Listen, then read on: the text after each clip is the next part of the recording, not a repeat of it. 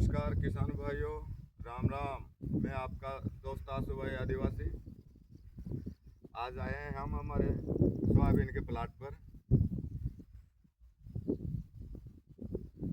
ये आज हमारी जो सोयाबीन है ये हमने लगभग इसकी बोवनी की थी और आज ये हो गई है 35। मतलब आज जब हम वीडियो बना रहे हैं तो ये सोयाबीन हमारी लगभग हो चुकी है।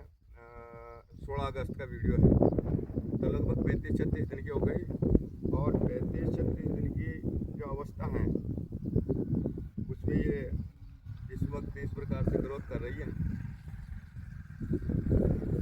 तो ये हमारी जो वैरायटी है ये है 95-60।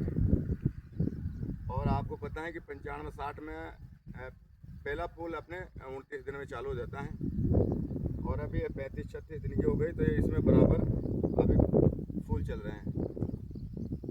इसकी बुआई हमने 14 इंच पे, यानी कतार से कतार की जो दूरी थी वो 14 इंच मेंटेन की है, यानी बेड पे इसकी बुआई की है।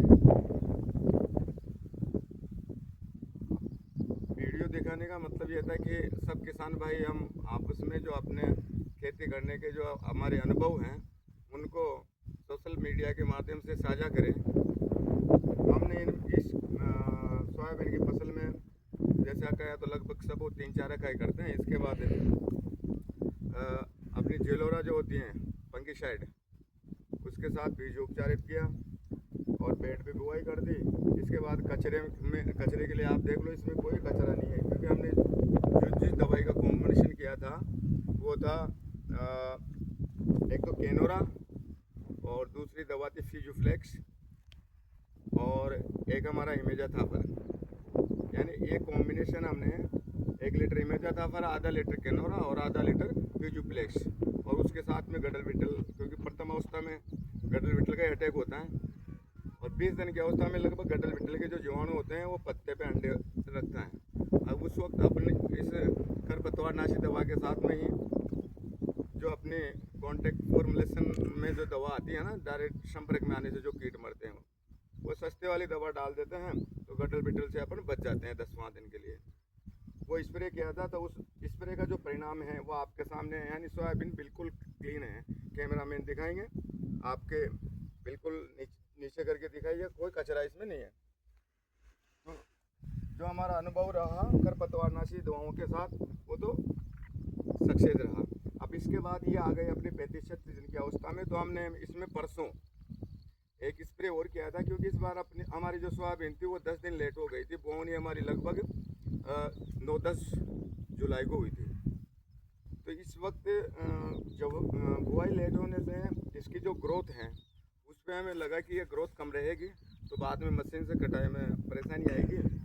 तो इसके लिए हमने PGR नहीं लेके और इसकी नेचुरल ग्रोथ जो टोनिक करवा सकता है उसका चयन किया। उसमें किसान बाजार वालों के वहाँ से हमने एक बाउंडर करके कोई दवा, वो टोनिक है, हाई पावर भी कह सकते हो, उसका यूज किया है और एक कोराजिन का यूज किया है। फंगिसाइड हमने यहाँ भी नहीं लिया। फिर इसके बाद इसकी अगली अवस्था जैसे अपने फूल इसके समापन हो जाएंगे तो उसके बाद अपन इसमें लेंगे एक फंगिसाइड लेंगे, या तो टाटा का ले लेंगे या फिर और भी अच्छी कंपनी के आते हैं, और एक वो कीटनाशक, और एक इसमें वहाँ पे अपन 005234 उसका स्प्रे करेंगे। फाइनली इतना ही करते हैं, क्योंकि खेती वैसे भी तो बाजार भाव कम है और कॉस्टें ज़्यादा बढ़ती जा रही हैं। तो आप अपना एक्सपीरियंस मेरी इस सोयाबीन की फसल के साथ शेयर कर कीजिए, कैसी है कैसी नहीं है, और आप भी अपने एक्सपीरियंस इस प्रकार साझा करते रहिए। ये है 95-60। जब ये सोयाबीन हम इसमें थ्रेसिंग करवाएंगे तब भी हम आपको बताएंगे कि इसका उत्पादन है वो क्या रहता है। इसी के साथ हमारी एक और वेराइटी है उधर हमने लगाई है, नई वेराइटी है JS की 2303। तो उसका क्या रहता है उसको भी हम अभी उस प्लाट आपको दिखाते हैं, और उसका भी सेम जब उसकी थ्रेसिंग वगैरह होगी तो उस वक्त उसका उत्पादन क्या रहता है उसका भी अनुभव साझा करेंगे। क्योंकि मुझे लगता है आने वाले समय में JS 2303 है वो अपने क्लाइमेट के हिसाब से अपने एरिया में सूट हो जाएगी। बाकी तो पहली बार की हैं, पता बाद में ही लगेगा, क्योंकि फसल क्षेत्र वाइज भी है ना, अलग अलग वेराइटियाँ सूट करती हैं, इसलिए परफेक्टली नहीं कह सकते।